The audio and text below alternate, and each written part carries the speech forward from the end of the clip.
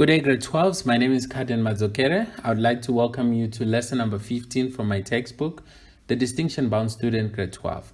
I've written grade 10, 11, and 12, and I've also published Business Studies, grade 11 and 12. So in this lesson, we're going to continue from where we left off. In the previous lesson, I gave you some homework, which is activity 13. And as you can see, it was a very, very easy activity, of course. Right, first and foremost, define the following terms. Expansionary fiscal policy. Okay, so you'd say it's a policy that is implemented by the South African government. Oh, but you probably have to be specific. It's a policy that is implemented by the National Treasury or the Finance Ministry or the Finance Minister during expansionary, during a downswing. Okay, you can say that. And this is done by, so during a downswing, let's see, if you have G and you have T. As I'm doing this already, you'll see I'm giving you answers for one of these. All right, during a downswing, there's a G and a T. People are struggling, like we're going through a recession. What's happening is what's happening right now during COVID times. And anyway, if we are going to look at this, then you want to conclude that government should actually reduce tax. Of course, they want money right now for the COVID vaccine, but currently the economy is suffering. Do you really think it's the right time to increase tax? Look, people are not working right now. And so since people are not working, it wouldn't make much sense, to increase our taxes so that we can procure the COVID vaccine. Okay, it's a big debate, going on, and everyone is, I guess, entitled to their opinions. But personally, myself, I would go along with those who say, no, please, we are already suffering, There are so many industries that are closed, and so come on, increasing tax at this time, rather go for the other option, which is debt. I think so. Yeah, then we'll see right there in front. We always get loaded with debt. Anyway, during a downswing, what would make sense? Do you think it would make sense to increase tax and reduce government spending? Anyway, we'll talk about that just now as we get to question number 2, I think. But yeah, so an expansionary fiscal policy, I won't tell you when it's implemented, but when you're being expansionary, you are increasing government spending and you are reducing tax. Yes, you are being expansionary. And when you are being restrictive, you are doing the opposite. That means you are reducing government spending and you are increasing tax. And an expansionary monetary policy, so you have to know what are the instruments of the monetary policy. So we have the repo rate and we have money supply. All right, so when we are being expansionary, we reduce the repo rate to make credit cheap. We increase money supply so that there's more money in circulation. So when you are being restrictive as the governor of the Reserve Bank, you then do the opposite. That is, you increase the repo rate and you decrease money supply. So which two policies were, from question 1, can government use during a depression phase? Let's say during these times of COVID, we're going down. This is a recession, this is a depression. So it's a downswing precisely. Which two policies do you think make sense? It will be number 1 and number 3. Government should implement an expansionary fiscal policy. Government should increase spending and reduce tax. That is why there is that big debate going on. All right, so should we increase tax right now? It doesn't make sense on paper, right? But anyway, they probably have their reasons. So yeah, they'll tell you in February. When you watch this video after February, of course, you'll be knowing the answer to the question, because in February, the second, the first Wednesday on the second half of February, that's when the budget speech is presented. So that's when we get to know if taxes were really increased. So for now, people are giving their opinions and government is listening to those opinions and they'll make a final decision. Especially the finance minister, Tito Mboweni, is the one who's sitting on this and he's going to make a decision.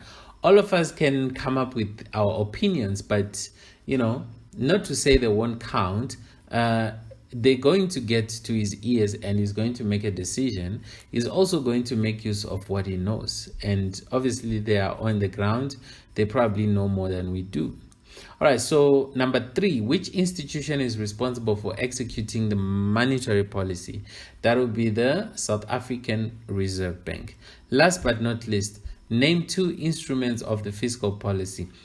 Okay, there they are, right here. Where is my mouse? Here. So we have T and G. So we're done. All right, so there we have our answers. There we have our definition of the expansionary and the what and the what. But you see, mainly we're talking increasing, decreasing, like that. So when you define these policies, you have to talk about that. You have to make us realize what is being increased and what is being decreased. And the rest of the answers there are T and G, like we said. All right, so let's get to the lesson of the day. So this, as you can see, is continuation of unit 3, which is smoothing of business cycles. So, but in this lesson, we're moving on to something which was an essay, possible essay type question, which is the new economic paradigm. And this has been an essay since 2017. At this point in time, when I'm making this video, we haven't received the new examination guidelines, so we might still be using the same. So I don't know. Right, so the new economic paradigm, let's have a look. In this, which we otherwise call a way of thinking, government tries to focus less on fine-tuning and more on eliminating any uncertainties with regards to the fiscal and the monetary policy. And government does that by looking at demand and supply side. So let's have a look at demand side policy. Precisely, a demand side policy, it is a policy that stimulates aggregate demand. So in other words, if we have 2 main participants, we have consumers, okay, but let me call them households. So we have us, households, and we also have another participant, which is businesses or firms. All right, so we are the main consumers of goods and services. So we are the main people who demand. Of course, we are not the only ones, Government does demand goods and services as well, and so on. So, and even firms themselves, they buy things from other firms. So they also demand, they also stimulate aggregate demand. But the main consumers of goods and services is us. Then on the other hand, you would find households, like people, individuals, not doing it as a business, producing something. It doesn't make us the primary producers. The primary producers are the businesses. So these ones are the ones that are responsible for supply. So any demand side policy is sort of mainly looking at households. So this policy is trying to say, what is it that we can do that can stimulate aggregate demand? What we mean by stimulation of aggregate demand is this: simply shifting the demand curve to the right. So this is what we mean. Then on the other hand, we have the supply curve. Like I said, who is responsible for the supply curve? That will be the businesses. And you look at this one, the demand curve, as we go from here to here, what is it? It's downward sloping. The supply curve, look at it, it's upward sloping. So an increase in supply is merely a shift of the supply curve to the right. So we have S1. So in both cases, any policy a policy that stimulates aggregate demand is a demand side policy. As a policy that makes businesses manufacture more, it's a supply side policy. So government is trying to eliminate uncertainties with regards to the fiscal and the monetary policy. So they do this by looking at demand and supply side policies. So let's have a look at how they actually do it. So this needs to be done during a recession, for instance, or during a period of below the trend growth. Even let's say, okay, where is my mouse? Okay, look, this is our cycle, right? and then we have a trend line. So government can do it at any point below this trend line. That's what we mean by that. All right, so if there is a spare capacity, then demand side policies can play a role in increasing the rate of economic growth. However, if the economy is already close to full capacity, that is a trend rate of growth, a further increase in aggregate demand will mainly cause inflation, which is a big problem. These monetary and fiscal policies are implemented with the aim of increasing aggregate demand, like I said, on the output produced by domestic firms in order to stimulate economic growth. Right, so basically this is how it's done. So government, look, the thing is government wants to increase this, right? Government wants to achieve real growth in GDP. So here we have aggregate income here. Why? So how do we have aggregate income? Anyway, we know that income is equal to production, it's equal to expenditure. So when we do anything that increases aggregate income, in other words, we're increasing production, we are increasing expenditure. So it doesn't matter which method of you calculating GDP we use. Here we see that what we are saying here is an increase in aggregate income means an increase in real GDP. So any demand side policy will result in aggregate demand shifting from AD to AD1. The AD stands for aggregate demand. Simple. All right, so let's look at the monetary policy, like how can it be used? Like I said before, but anyway, I've explained it. Expansionary monetary policy. This one is done by, okay, we have money supply, we have the repo rate. What do we do with money supply if we want to be expansionary? And by the way, when are we expansionary? We are expansionary during a downswing. So what do we do to money supply? We increase it. What do we do to interest rates? We decrease interest rates. Right. This activity by the Reserve Bank will increase demand for goods and services because an increase in money supply means there's more money in circulation. A decrease in the repo rate means credit is cheap. So when credit is cheap, people go out and borrow, and then that they borrow that money and they use the money to do economic activity. You go and borrow some money, 1 million rand, you start a business, you employ people. Those newly employed, you see, it causes the multiplier effect. So at the end of the day, this act by the Reserve Bank is an expansionary way, which will increase in aggregate demand.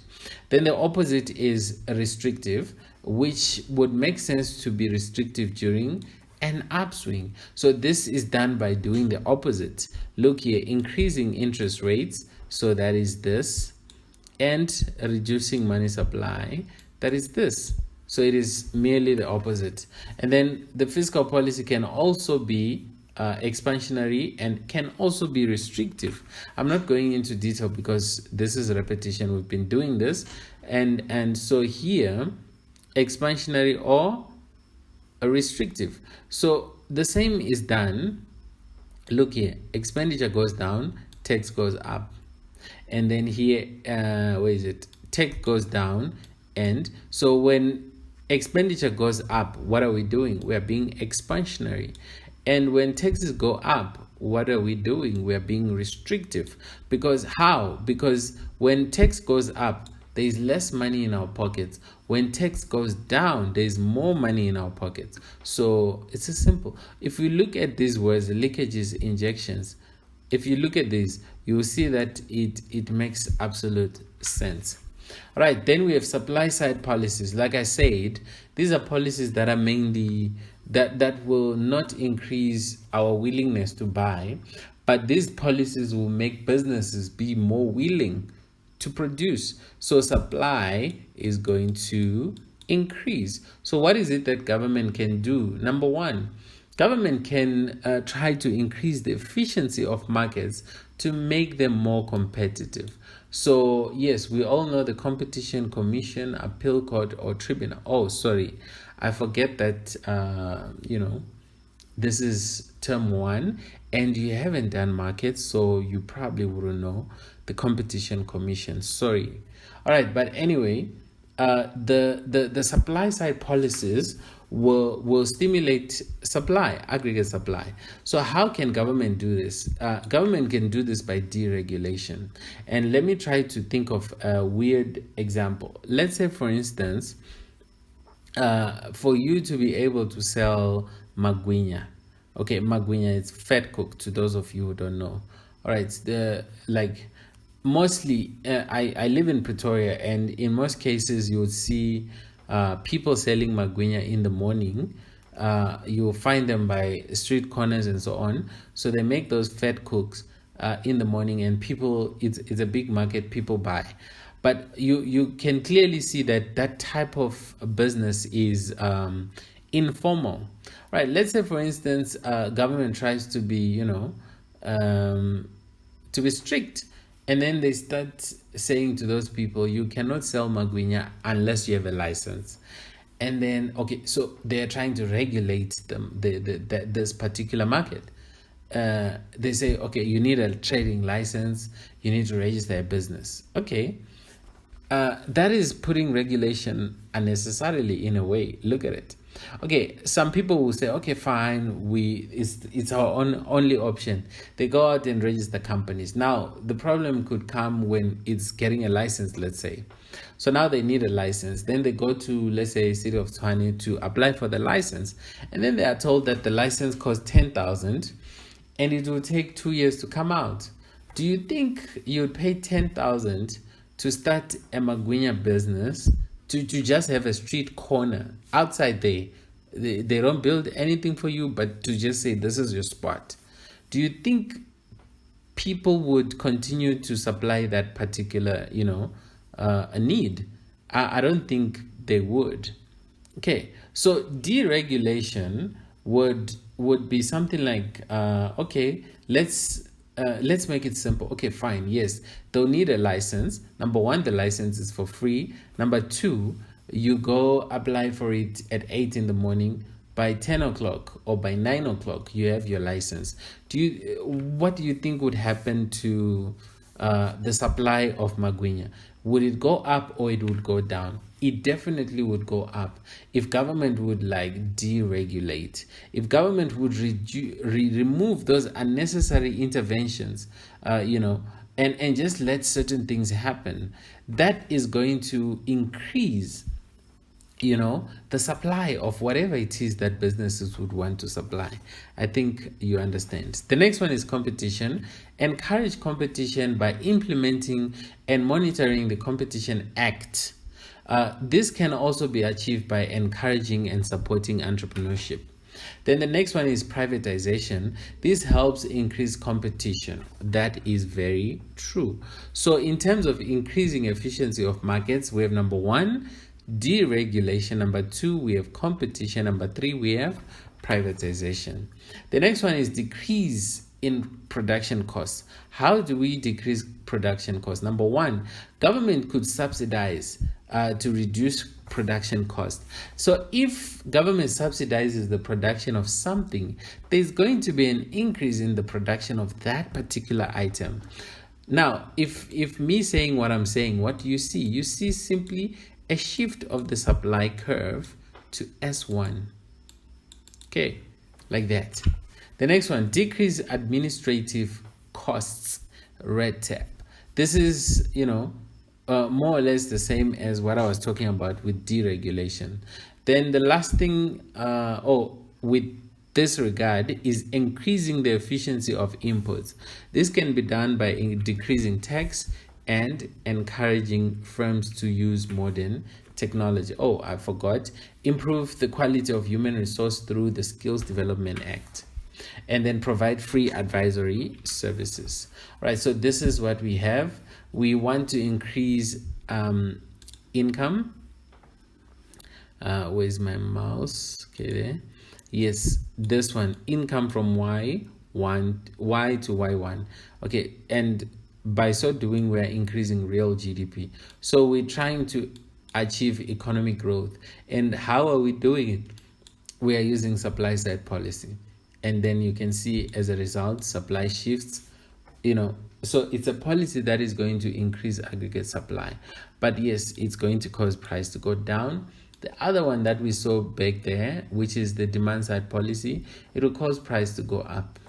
All right, so but if you have them together, something like this. All right, let's have a look at what would happen. Let's say this is our price, this is our quantity, this is our Y. Then we implement our demand side policy, okay? Let's say we implement our demand side policy, then we have D1 and we have D1 like that. Do you see what would happen? Price would go up, ne? But another side, but anyway, the thing that we are looking for is this one, an increase in aggregate, an increase in national, in real GDP or aggregate income. So we see this increase, ne? But a supply side policy, like something like this, you see, aggregate supply has shifted to S1 from S. So if we look here, look, it cancels out the price. The price remains sort of the same. Yeah, so you'd have other textbooks explaining it this way, but I had it the opposite. All right, so then the effect of the demand and supply side policies, inflation. The policies can cause output to increase without causing prices to go up. Supply is often sticky and fixed in short term. Supply side measures make supply more flexible. And then unemployment. Demand side policies increase demand for labor, which reduces unemployment. And then last but not least, let's look at the Phillips curve. So the Phillips curve represents the relationship between the rate of inflation and the unemployment rate. The curve suggested that changes in the level of unemployment have a direct and predictable effect. Like you can actually predict the effect on the level of inflation. This suggests policymakers have a choice. Anyway, it wouldn't be economics if it wasn't for choice.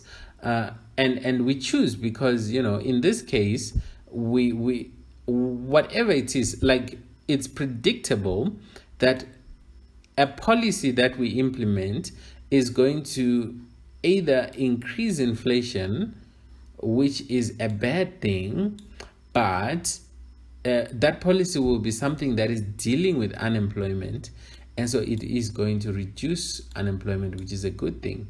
So there's that trade-off. When we implement a policy that deals with this, we are giving up on the other. And if we do the opposite, unemployment is going to be bad, as in it's going to increase, but inflation is going to go down, which is a good thing. So should we go for inflation and kill unemployment, or we go for unemployment and kill inflation? So policymakers, the Phillips curve is simply trying to explain that trade-off. So during the 1950s and 60s, Phillips curve analysis suggested there was a trade-off, meaning it's either you take unemployment or inflation. So there's that trade-off, and policymakers could use demand management, that is the fiscal and monetary policy, to try and influence the rate of economic growth and inflation. For example, if unemployment was high, let's say 20%, you're going to see it on the Phillips curve on the next slide just now. If unemployment was high, let's say 20%, and inflation was low, let's say 2%, what would you say here? You would say unemployment is bad, and you'd say inflation is good, right? Policymakers could stimulate aggregate demand, which is a good thing. This would reduce unemployment. Okay, so this thing goes down.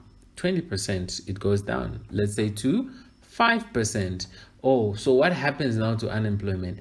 Unemployment is now good, but caused a higher inflation of 8%. This is bad. Exactly what I was explaining. So here's what we mean. Let's say at this point, you see here, we have 2% what? Inflation rate, which is a very good inflation rate. But the problem is unemployment is 20%, which is very bad. So when policymakers do something that will reduce, because going this way is good in terms of unemployment, reducing unemployment. Okay, so let's say we manage to reduce unemployment. This is a good thing. But then we now have a problem of a high inflation rate, which is bad. So that's what we mean by there is this trade-off. Will you prioritize inflation over unemployment or unemployment over inflation? So that will be the debate policymakers will find difficult to solve. So the accepted explanation during the 1960s was that the fiscal stimulus and an increase in aggregate demand would trigger the following sequence of responses. Number one, an increase in the demand for labor as government spending generate growth. The pool of unemployed will fall. Then firms must compete for fewer workers by raising normal wages. And then workers have greater bargaining power to seek out increase in normal wages. And then wage costs will rise. This would lead to cost push inflation. All right, this brings us to the end of the lesson. I want you to, number one, the new economic paradigm is embedded in the dash policy. You have to get an answer to that. Number two, explain the new economic paradigm.